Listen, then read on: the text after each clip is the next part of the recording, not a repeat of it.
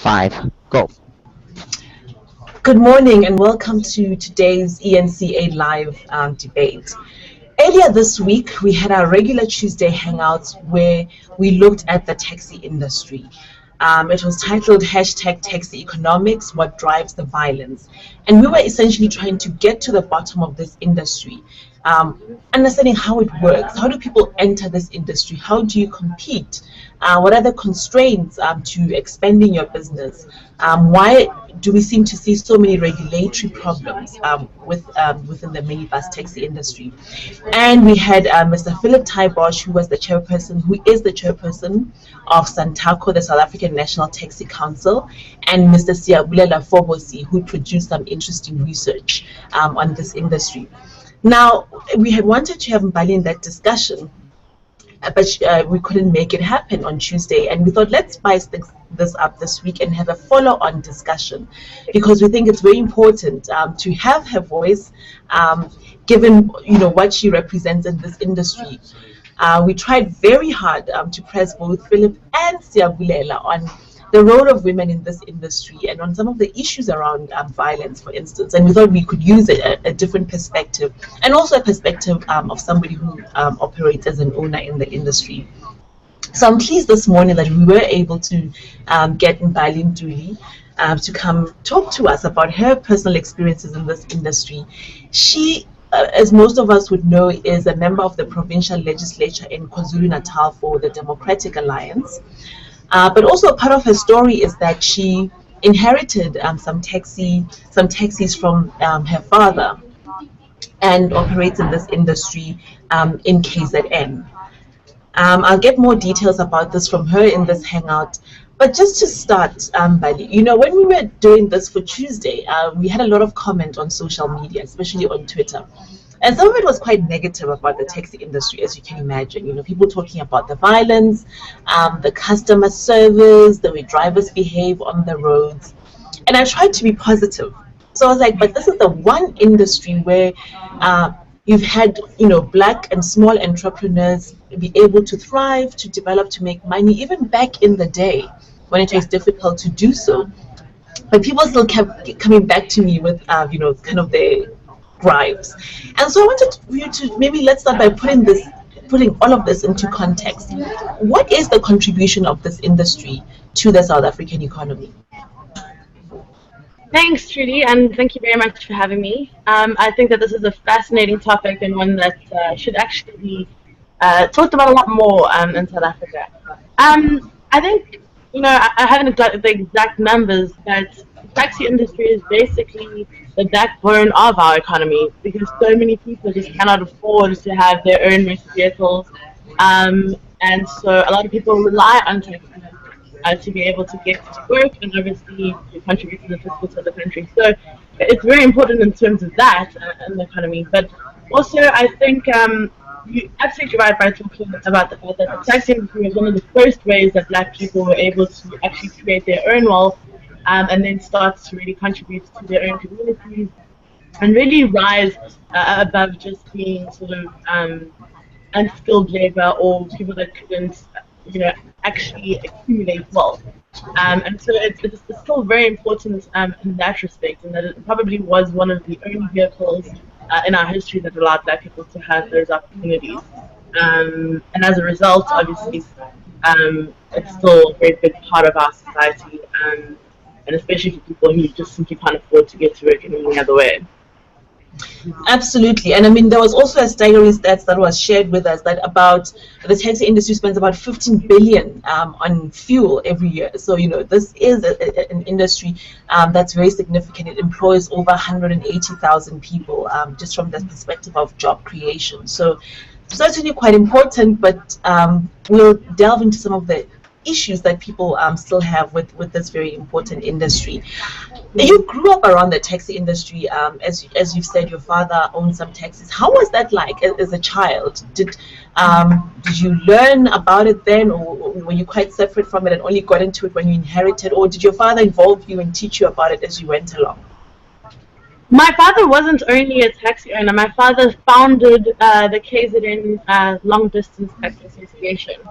So he was one of the first, if not the first person, to actually codify what an association would do, what rights members had, um, and really started sort of even corporate CSI at that time. So he was very influential in the rise of the taxi industry becoming more regulated.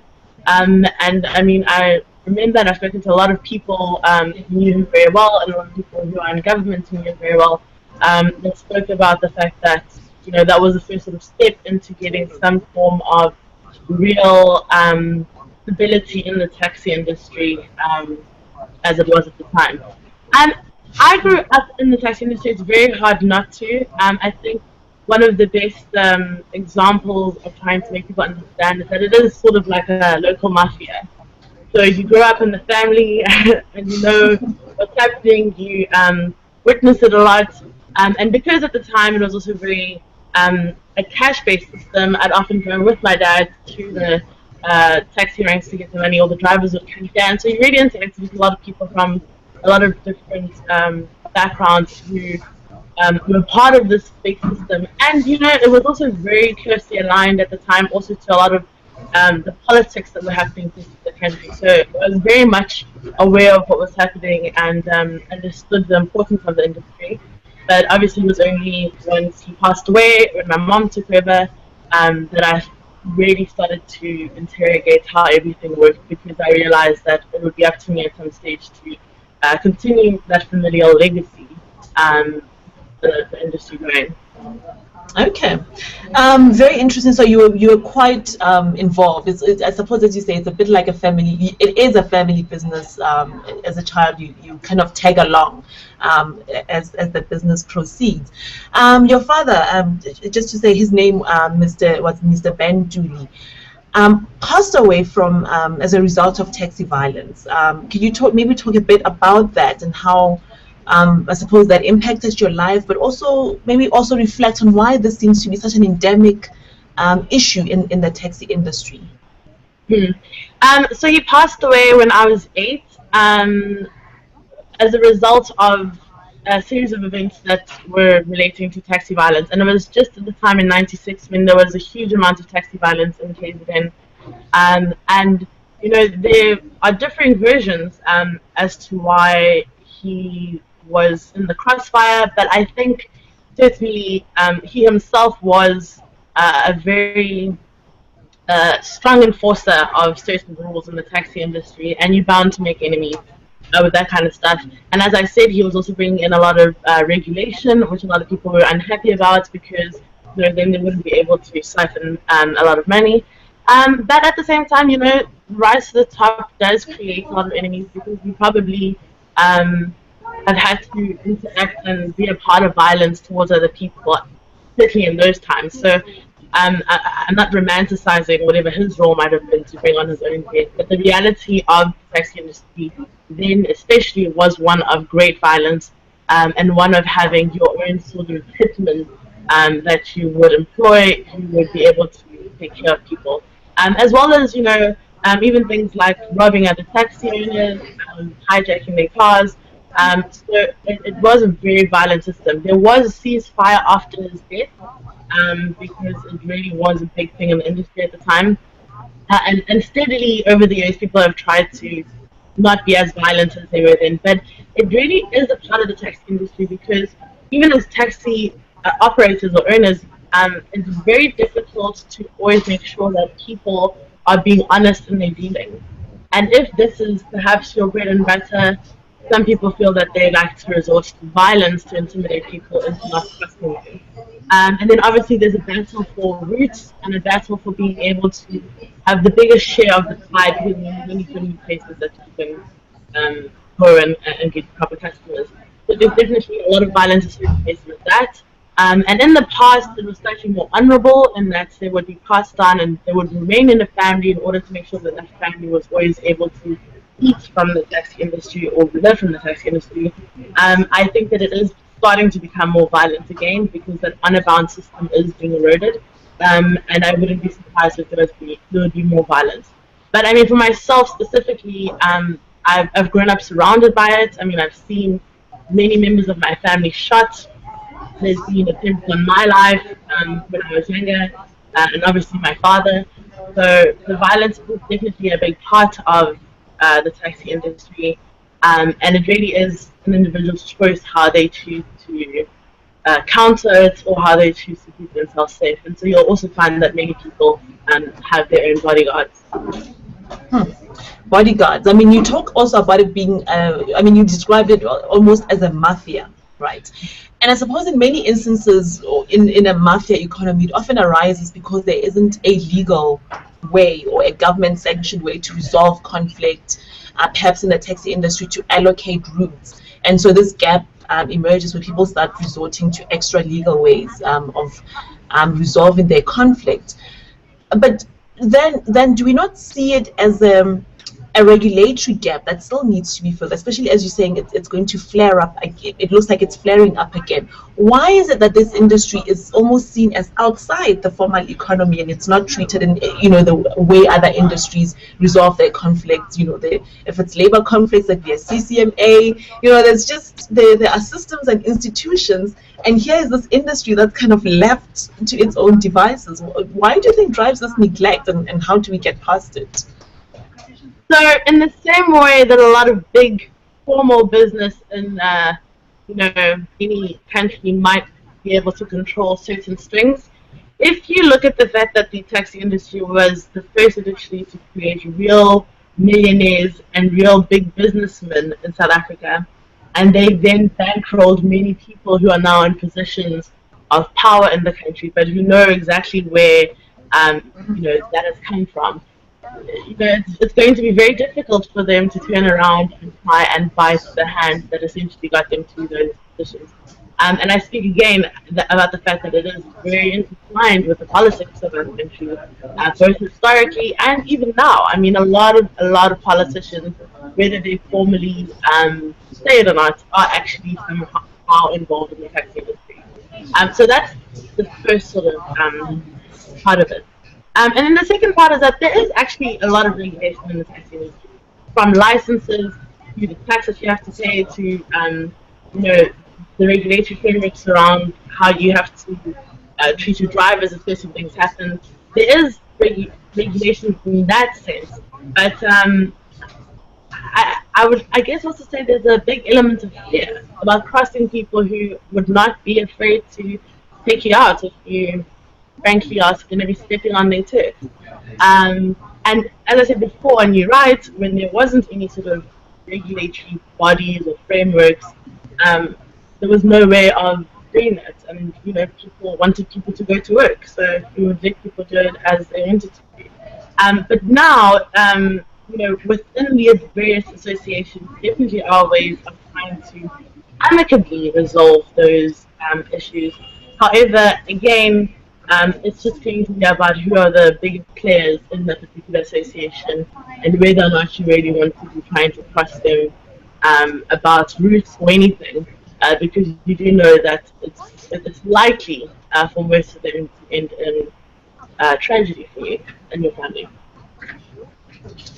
And when it comes to this battle over routes, I mean, we're trying to get a sense of how it works. And from Mr. Taibosh, he kind of explained that if you wanted to go in the industry, you buy or he said you shouldn't buy a taxi. You should first get your permits, buy a taxi, then secure a route from the association.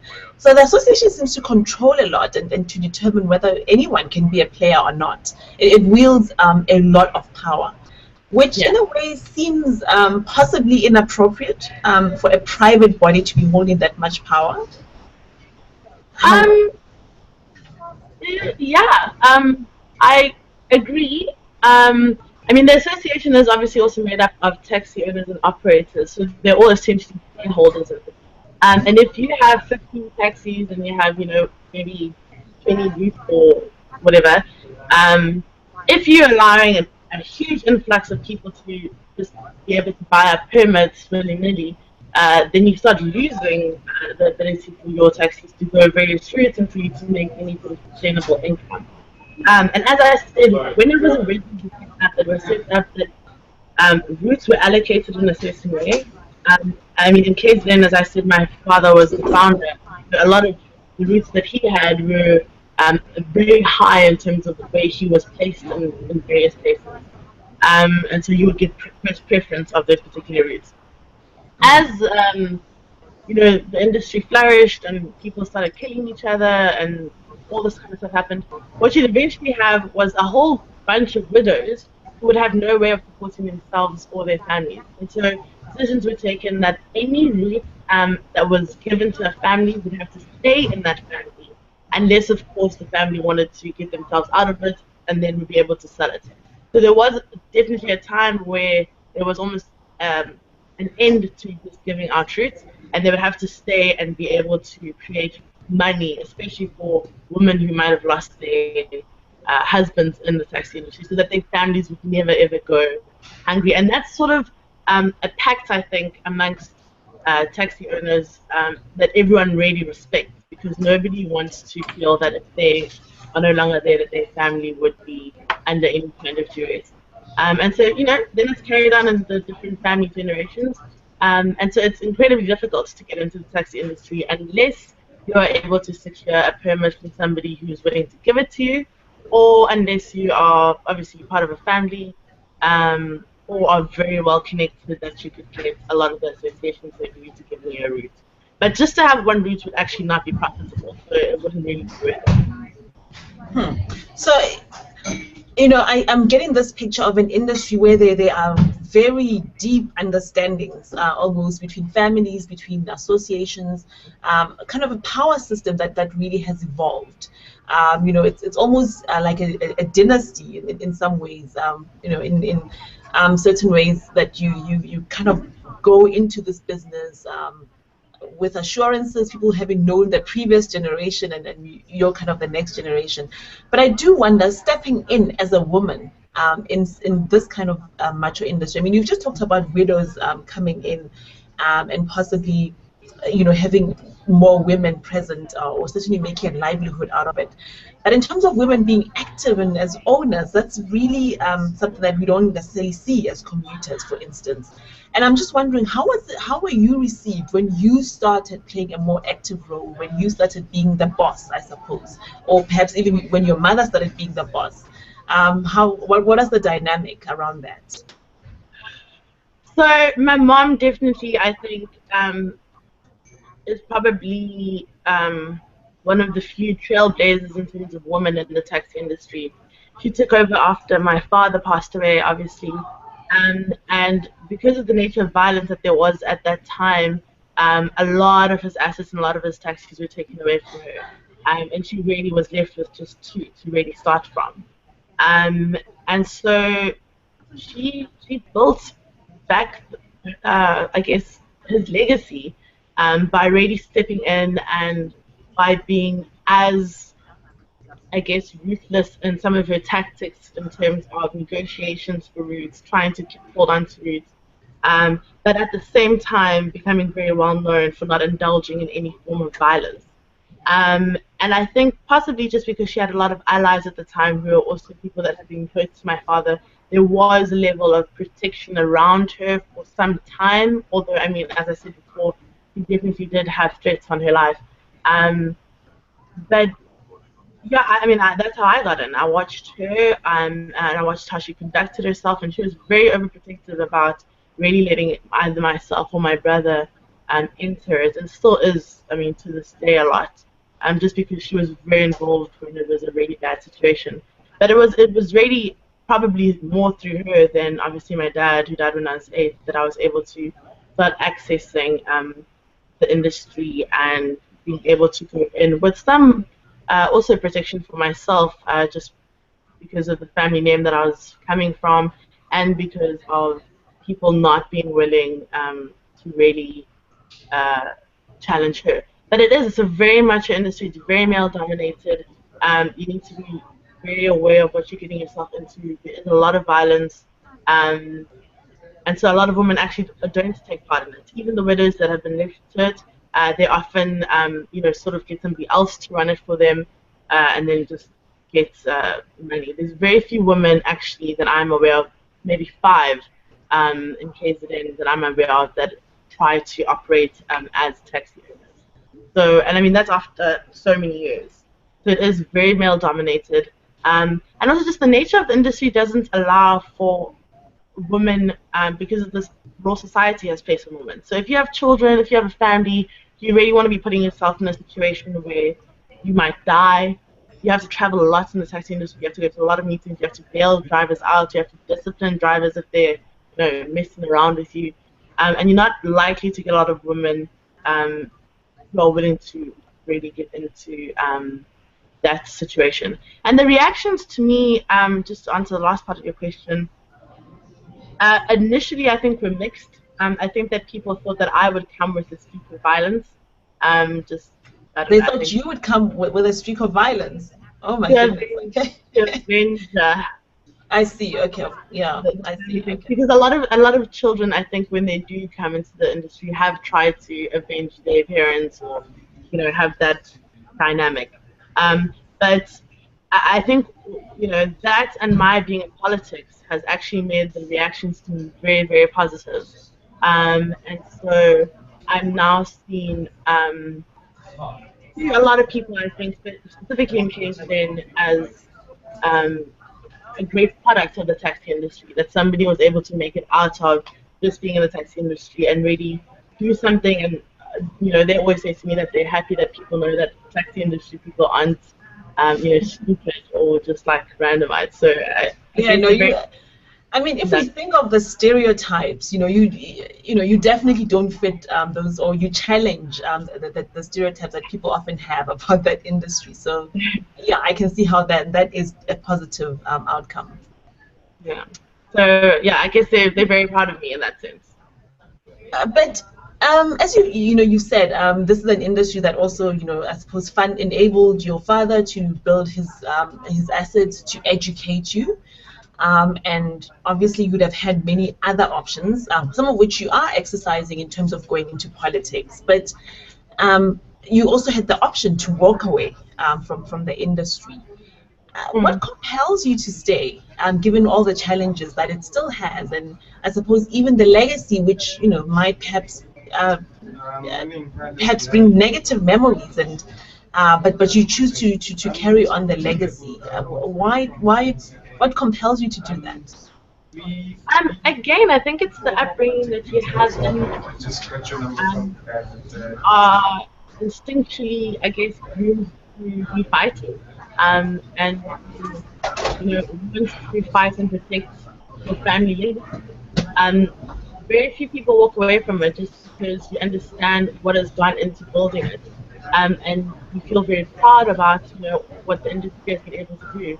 And a big part of the taxi industry that nobody talks about is all the amazing work that they've actually do in community, and used to do, especially before we had a democratic government. So that's a huge legacy, and I meet people every day who tell me about being sent to school by my father, having gone to university by my dad and my mom, or how the tax teachers used to help their community with funded cottages, um, in villages when the government couldn't do so. So there's a big sense of pride as well in terms of what where it started from, and also because I want to continue my father's name, his legacy, and what he did. And I think, for my generation, I was the first in my family to be able to go to university. It's a way of also just paying back for the opportunities that I've been given. And I mean, politics is my one passion, and I didn't think I would have been able to get into it um, as quickly or as successfully if I hadn't known that I would always have this other form of stability in terms of income and freedom to really do it. Um, so yeah, it's really that. It's about the pride and the legacy of continuing your family name. But it's also about the freedom that you get in a business, and being able to be self-employed in something that is going to go on for a long time if you do it right. Business. Enabled you to pursue your other dreams Yeah. in terms of politics. Is it an industry where you're an activist in it directly? Are you also involved with the association with I don't know, changing conditions in it? Not as much right now, just because of the possible conflict of my role as a public representative and what that might be construed to be. But certainly, from just being an owner who has a space to talk about things and to put things on the table, I do try to speak about something. I mostly speak about trying to make it less mafia-like, and just Yeah.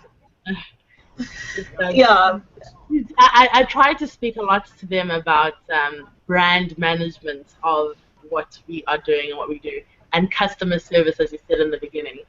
I'm not sure that I'm really winning that battle, but at least I have the space to talk about it, and some people take it. Yeah, because I was going to get to customer service again, because a lot of the comments that we got on Twitter had to do with customer service.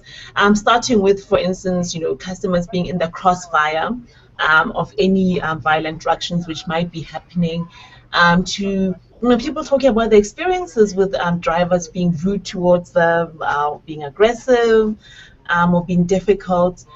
When they're being commuters, and then also other drivers on the road talking about, the usual stereotype of the taxi driver who doesn't obey any rules, doesn't really also seem to hold the lives that they're transporting very seriously, and putting themselves in danger consistently.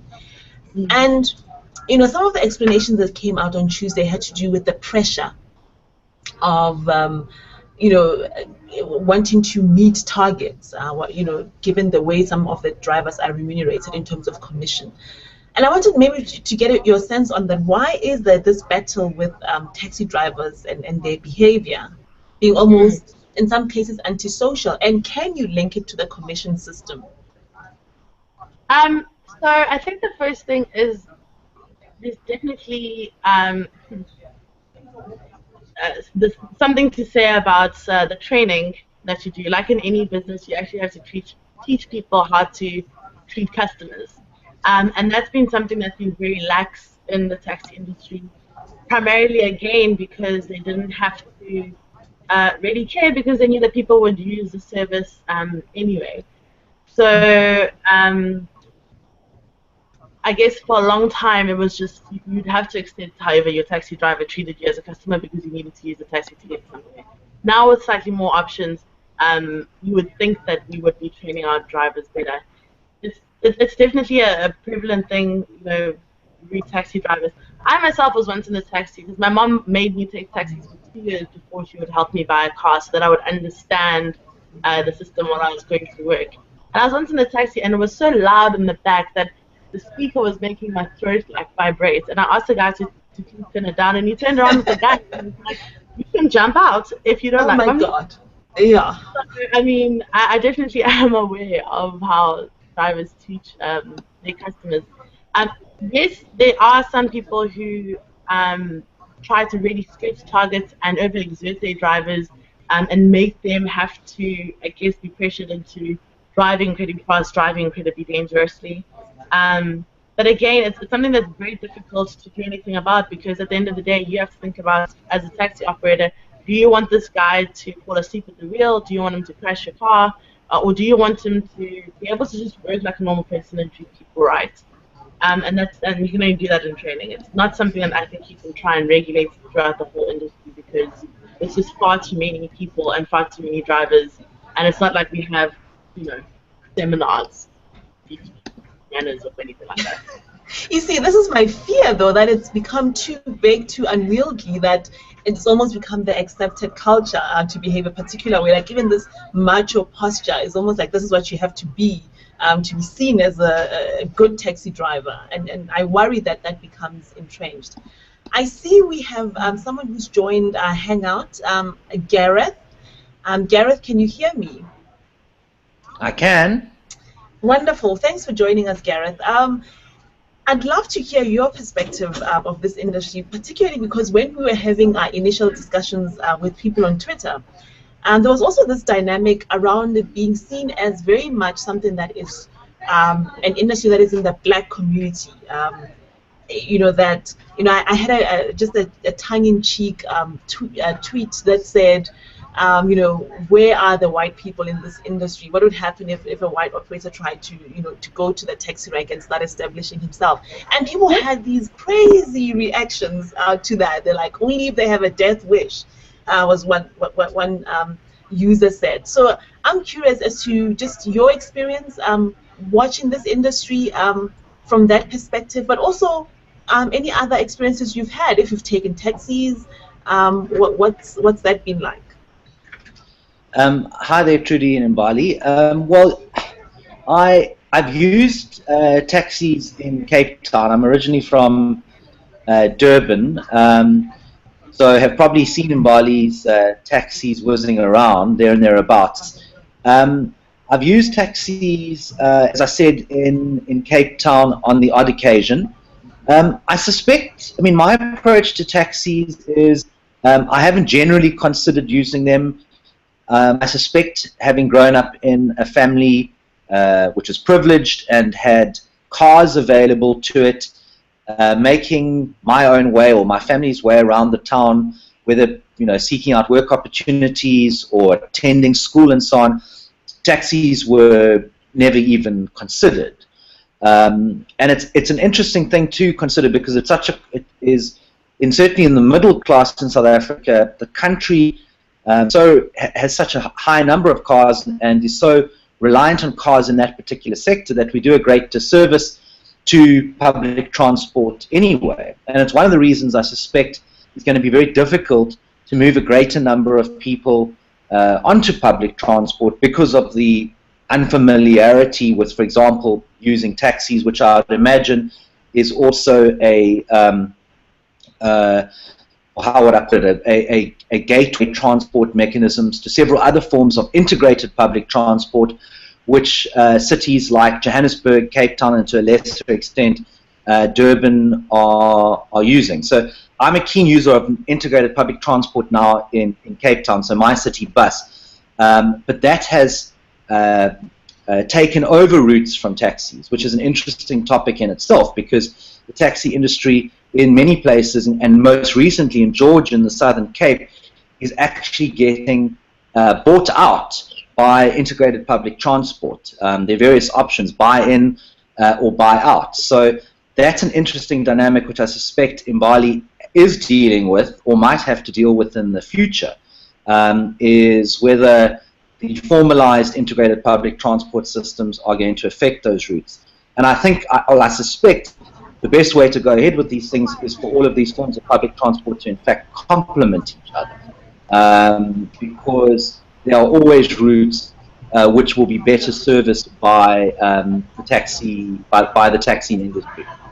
I'd like to get Mbali's view there because certainly in Joburg, when the Rea Vaya system came on, and even probably till today, there's this tension between the bus system, the Rea Vaya, and the taxi industry.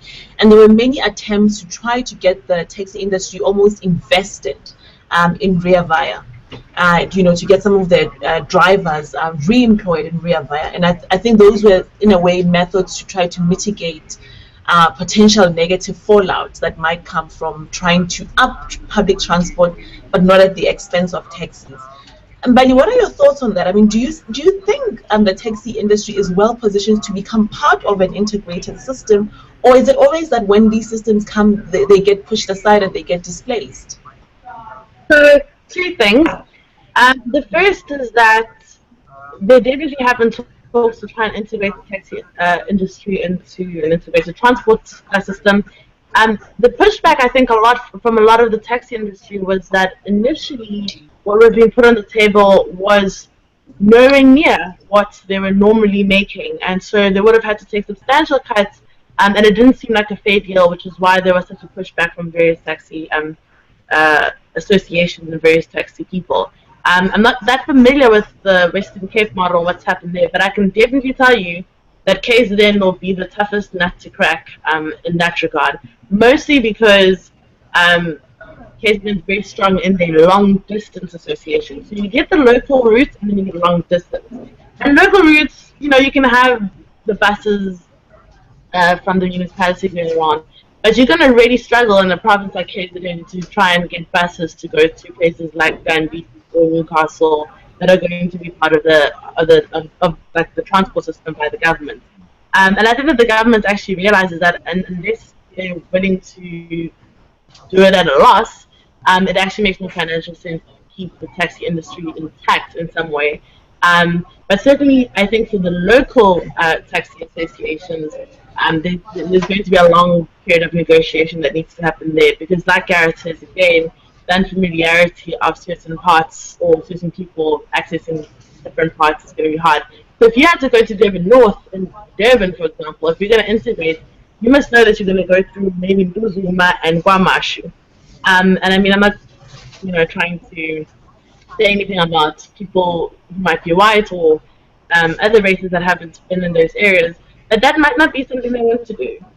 And so then it just doesn't become profitable for anyone.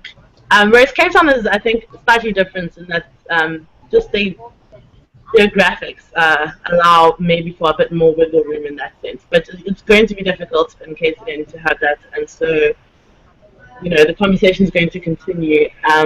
And unless the government is going to give everyone the ability to have a car, the taxi industry probably actually holds the upper hand in the negotiations.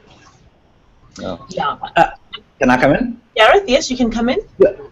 So I don't see why integrated public transport in cities should affect the long-distance taxis at all, because that isn't the domain of integrated public transport according to the relevant legislation. So as far as we know, all towns and municipalities are now expected to take over integrated public transport, and I would interpret that certainly as within the domain of their particular jurisdictions. But I take your point, Mbali. I mean, it's going to be hard. It's hard anyway in order to work with the taxi industries on routes within cities. And I mean, I know that the Western Cape examples were difficult in themselves in dealing with it. And one of the lessons here is that it's not a quick project. It takes several years to negotiate with the taxi industry. I've recently been reading about Go George, which is the George bus system, which was launched in beginning of December last year. Now that integrated public transport plan, which is essentially around buses, literally has taken 10 years. And the negotiations with the taxi industry, as far as I can see, started as far back as 4 years ago. But just for the interest of this conversation, what's interesting there is that that in that model, which I know well now, the taxi industry can either compete against the buses, or they can buy in to the bus system, which means that they would no longer run their taxis and would become shareholders in the vehicle operating companies, or they could be bought out, which means that an agreed sum would happen, which would be determined, which is the complex part, which would basically buy them out of their routes, and their taxi operating licenses would be returned. So I know that a lot of taxi operators in both George and Cape Town are benefiting from being shareholders, and a lot of taxi drivers who are employees of taxi owners are now in fact bus drivers. So these are complex issues, and I think are going to be fraught with difficulties around the country, but they are of interest if it generally improves accessibility and affordability. Because in a place like George, for example, the new bus system there is much cheaper than taxis coming in from outlying areas of the town. Well, I suppose this is always the challenge, that there will be someone who might be able to come in and supply these services at a cheaper cost. I just want to go back to Gareth again before I come to you, Mbali. Just in case people are wondering, Gareth, you speak very passionately about these issues. What are you up to these days? Maybe tell us a little bit about yourself. Yeah, look, okay, so disclosure, I know Mbali and I know you as well. I'm interested in this conversation because I obviously saw it advertised on Facebook. I'm an independent consultant now. I work in the broad environmental fields. I principally work for an organization called the Friedrich Naumann Foundation for Freedom. And one of the things I do is actually write case studies on interesting projects. So I happened to recently just write up some information on My City Bus and Go George. So I know more about it now, and I can't claim to have had this information for very long. But I'm generally interested in integrated public transport for a couple of reasons. One is righting the injustices of the past, the ability to change the effect of apartheid spatial planning in our cities and towns, affordability, and of course potentially decarbonizing our economy. So I'm not against the taxi industry at all, but I am in favor of a regulated integrated public transport system where there are licenses for operations and where there are efficiencies gained, and so not having too many available options on one particular route, because of course those makes the individual options far less viable. So yeah, that's some of my interests in it. Okay, Mbali, let me get back to you. You wanted to respond to what Gareth had been saying earlier about integrated transport. Yeah, and I mean, I completely took a lot of his points. And I just wanted to stress that we also need to look, obviously, at different cities and different parts. And I mean, some local associations are also long-distance associations. So it's very different in different parts of the country. And so that also has a dynamic that would be affected when we're having this conversation. But also to say, the one thing I think that's different possibly about KZN than perhaps Cape Town or perhaps even Johannesburg is the whole idea of the legacy and the dynasty that we were talking about before. And so in the past, when the industry has negotiated with the government, I think they've been burnt, and there definitely is a mistrust as to whether this will be something that they can actually leave to their families to continue to have something to build on. And I think possibly in KZN, that's one of the bigger dynamics that's really playing out, is that people don't want to either be bought out by the government or buy into a system with the government that they're not entirely sure they can trust that the government will keep their word, because, as I said in the past, I think it was in the early 2000s, there was almost this re-regulating of the industry that caused massive mayhem in KZN, and ever since then, they really have not been willing to fully get onto the table with the government. But yeah, the big part of it is also there's an emotional aspect to the KZN, I think, associations, and also that long distance and local are often integrated in small towns and cities, and so you also have to look at it as being something that's different in every city and being different possibly with every association in the city. Now, a really sore point for oh, sorry, I didn't mean to cut you off. No, I was just saying that he's very right about the negotiations probably taking a very long time. Yeah. So there have been all of these formalization processes, which was a big part of the discussion on Tuesday. And I think you've answered part of that there's this distrust that a new system might not be able to deliver a livelihood in the way that the past did. But things like the taxi recapitalization program, I don't know if you've been involved in that at all. It seemed on paper like a really good idea. It never really managed to take off. It seems like measures to try to regulate the industry, to run it more like a business, and also to inject new investment and new infrastructure into it. Never mind integrated systems in other modes of transport, but even just getting new investments into the taxi industry is often met with resistance. How do we move on from that? Yeah, and maybe this is what I must look at doing, being somebody who's both in the political space and in the taxi industry. Again, I mean, and some things obviously predate me because it was before sort of my active time and involvement, so I couldn't really comment too broadly, too extensively on them. But again, I think there's a lot to be said to the nature of the deep alignment between the taxi industry and at least the political space that some people have been trying to get us to operate in or have been trying to negotiate in. And I'm not entirely sure, in fact, that our government, to some associations or to some taxi owners, has been completely above board. I can think of numerous instances and situations of politicians being the ones egging on taxi industries to actually be difficult, I suppose, in negotiations. So I'm not even entirely sure that at the get-go you have complete honesty from either side on who's dealing what and how, just because there might be people at the negotiation table that have ulterior motives because they actually have conflicts of interest. And until you are willing to say that we have an honest conversation about that in South Africa, you're probably not going to get this conversation really going as much as it should. And people aren't going to do that because people are going to be afraid they're going to be killed. I mean, Gareth, you were in the legislative space.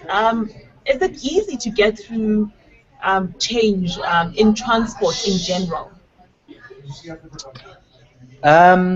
No, it's not easy. I mean, I suspect some of the reasons would be fairly clear. So the first one would be vested interests, and the taxi industry is a very, very powerful industry. It may be decentralized, but it has a lot of power. It has a lot of influence, and so there has always been a nervousness, in my personal opinion, from government at a national level about the taxi industry, because that's just, I would imagine, and Mbali would know more than I do. I mean, the taxi industry has its own form of political power.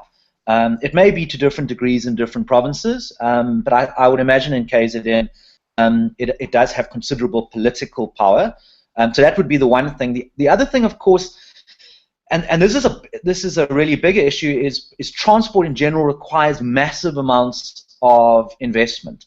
So the framework legislation for transport is ambitious, as it should be, and I'm fully supportive of that. But it requires a very, very long investment horizon. And so here we really would be thinking of investment horizons which are 20 to 30 years. So if it's very difficult to do anything too dramatic too quickly in the transport sector. So if you want to start a integrated bus transport system, you're looking at probably 20 years of rolling it out. If you want to recapitalize metro rail, which is a big issue all around South Africa at the moment, we're talking billions, and so that would take a very, very long time. So change is difficult because of political interests and because of money or lack of that. And I'd add one more thing as well, and that is about control of the particular network. So on the one hand, you would have the independent operators, including the taxis. On the other hand, you would have different components which are currently controlled by different parts of government. So, for example, the legislation wants local government to be the licensing department for transport in its jurisdiction, but you have this peculiar situation of metro rail where there are indications that national government wants to move it over, and in some cases local government is very keen to take it on, but it requires so much money to fix it that it in effect is a poison chalice. So there's some issues with intergovernmental corporations which I would add to it as well. But in general, I don't think there's a problem with framework legislation as well. I think you need good intergovernmental cooperation. You need negotiation in good faith with all partners from all spheres of government and the taxi sector, I should say the private sector, and you of course need Treasury to come to the party for some of the foundation infrastructure, because while I think most people would support cost recovery on the operational side of transport, there is very little that can be done from any fee-based system which is going to be able to pay for the infrastructure, and that includes the cost of, for example, buses and sidings and bus stops. That stuff simply has to be funded from a fiscus other than the revenue that goes into local government. I mean, I listened to you, Gareth, and it does sound that there's a lot of work to be done in terms of rejigging the transport system. And as we said earlier, you know, there's such a terrible legacy in terms of geography and people having to get around, and the cost of getting around, even preventing people from employment opportunities. undermining social cohesion. You know, there's so much actually that transport can do to reconfigure the nature of South African society and to integrate it better. Now, going back to those issues around affordability, another sore point really that came from, that is still coming from our Twitter audience, has to do with taxi fares and how they're determined and how they never seem to come down, even when input prices like petrol go down, how there never seems to be any discounting or any form of competition between different taxi owners. And you totally laugh at the idea of competition. So just tell us, what is the situation? Why are prices seemingly so high and also so inflexible, especially downwards? That's how they're set by the association, and I guess when the price of fuel goes up for everyone, it also goes up for taxi owners and operators. And behind the scenes, I think there are a lot of things that we pay for, but I mean, it's the way that the association is run. I have no better answer than to say it's something that's fixed and it's a route that's fixed. So even if I wanted to operate at a cheaper price, I wouldn't be able to. It's just not allowed to. Okay. Can I put it in a different way? Would you welcome more activist price regulation or even route regulation from government and taking it away from so for instance, if there was a maximum price that could be charged and people could do whatever with below that cap, but it was set by the state rather than an association? That would be difficult because prices are set on where you're going, how many people take their stop, do you come back without any people in your car. So there's like a whole lot of other things that come into play when it's pricing. So you could never really have a situation where you'd be able to say Durban to Newcastle is only ever going to be 50 Rand. That's dependent on, am I filling up, am I stopping, am I going other places, when I return, am I going to have people in there? And so that kind of stuff changes quite often, I think, just because of the nature of business. I'd be interested to see how governments, there's very smart people, there's Garrett's, might be, willing to propose something to the taxi industry, but I guess I can't conceptualize how it would happen.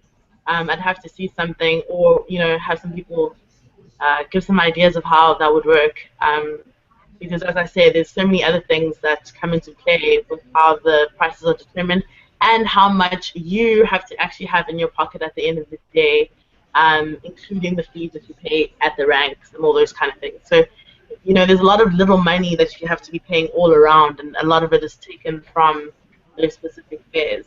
But I agree, when the prices come down, maybe there should be some thoughts around discounts. I was laughing because I've never heard that ever said about the taxi industry.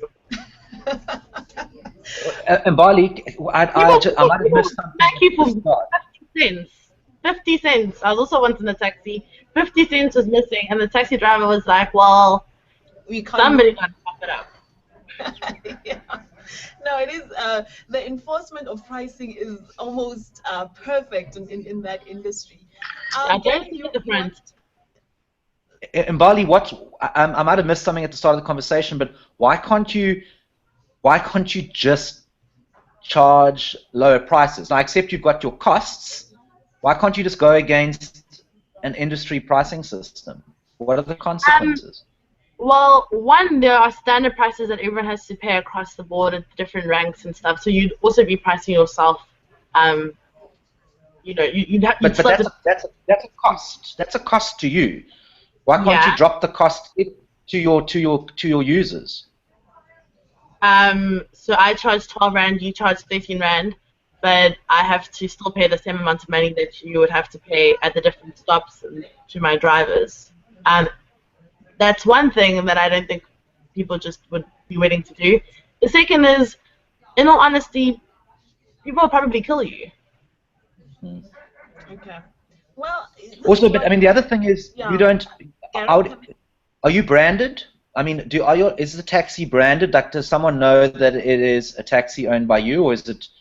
I mean, would you even know that X taxi would charge a lower price than another taxi? You most definitely know everyone's taxis. Yeah, and that I know.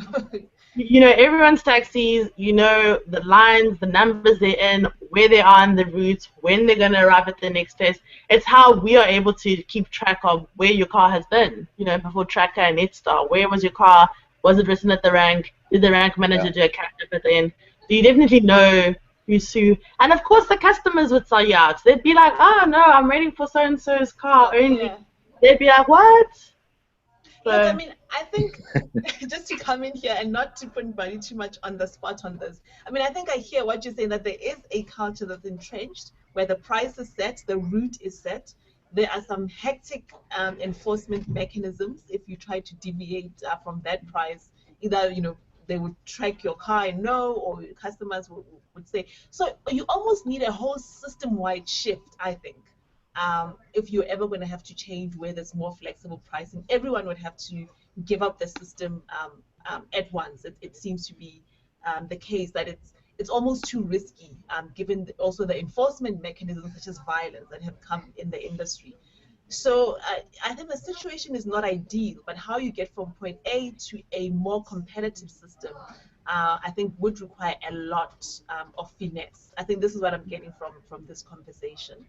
Now, taxation is also another issue that our audience was very much concerned about. Do taxi operators pay tax?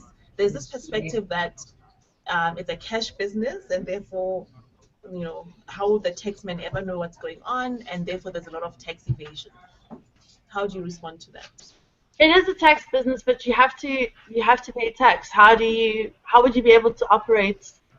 I mean, I'm 100% sure that there are definitely people who probably pretend to get less than what they do. But it's also a very, very expensive business to run. I mean, your cars break down almost monthly. You have so many parts to replace all the time. You have to pay licenses and permit fees. I can't tell you the amount of times they get impounded. Drivers get drunk, they crash them.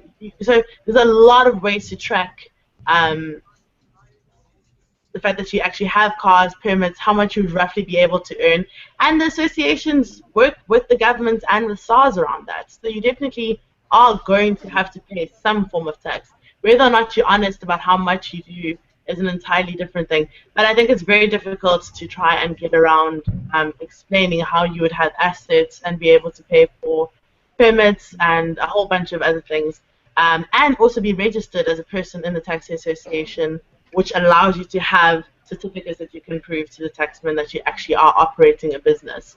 And so maybe in the past, I think people would get away with it because there was nothing that really regulated it. But the government has been very strict on the way that they try to put in measures to not let people buck the taxman. So you definitely have to pay some tax. You just can't get away from it. Although I do accept that there are probably people that are not paying as much tax as possible. But you get that in lots of businesses as well. So I guess it's just about honesty and dishonesty. Okay. I would like to wrap up now. I think we've had a very fascinating conversation.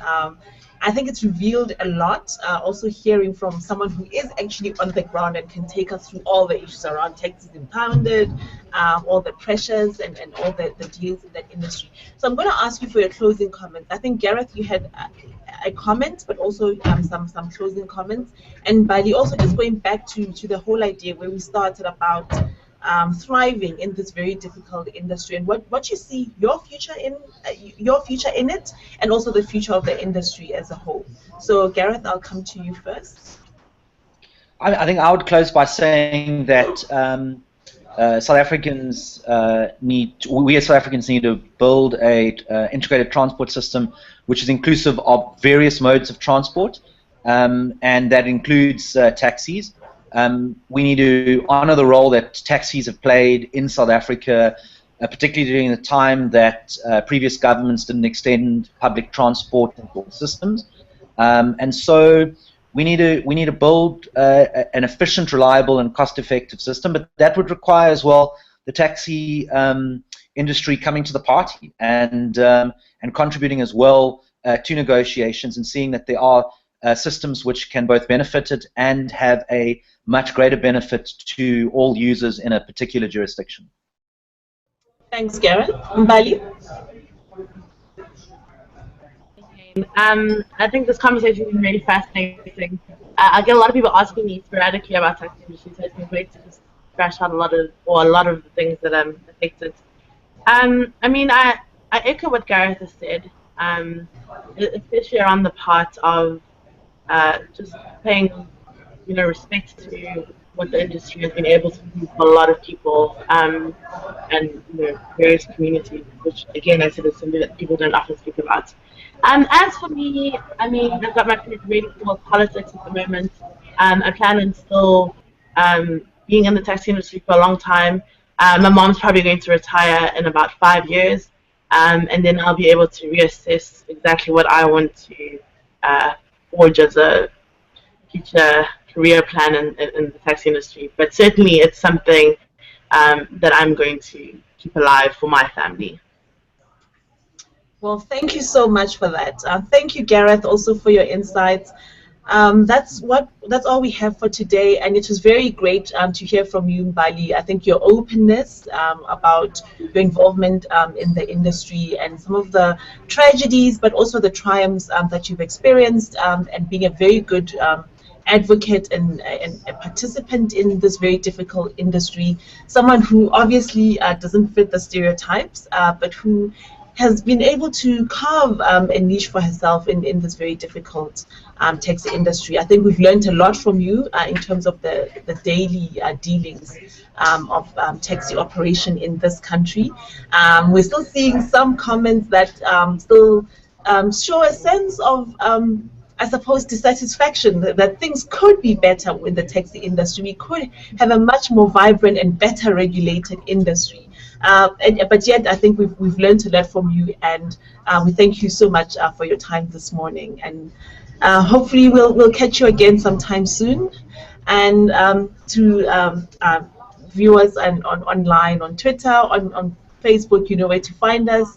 And we'll also be back again next Tuesday for our Tuesday Hangouts on ENCA Live. Thank you so much for your participation. Thank you.